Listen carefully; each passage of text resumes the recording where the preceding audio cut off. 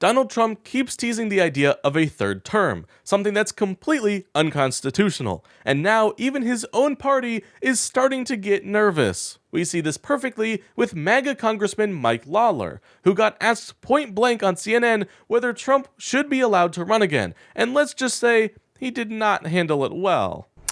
Congressman, we were just having an extended discussion about some other comments that the president made in this interview, that he said he is, quote unquote, not joking when he wants to run for a third term. Do you think President Trump can run for a third term? Should he? And would you support him? Well, as a Republican, I and many would not be open to the idea of Barack Obama running for a third term. And so I think the folks have to be careful here if you're starting to question the constitutionality of this. My view is that the Constitution is very clear.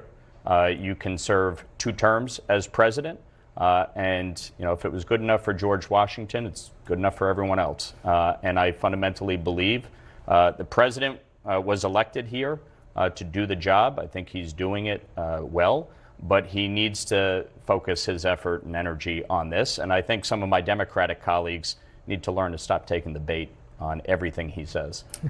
That was such an awkward dance that we all just witnessed. That's a MAGA lawmaker trying to act reasonable while still terrified of upsetting Trump. Lawler says folks have to be careful, and it was good enough for Washington, like this is just some quirky little debate about presidential trivia. No, this is about Trump openly testing the waters for authoritarianism. And instead of shutting it down, Republicans are out here saying, well, let's not take the bait.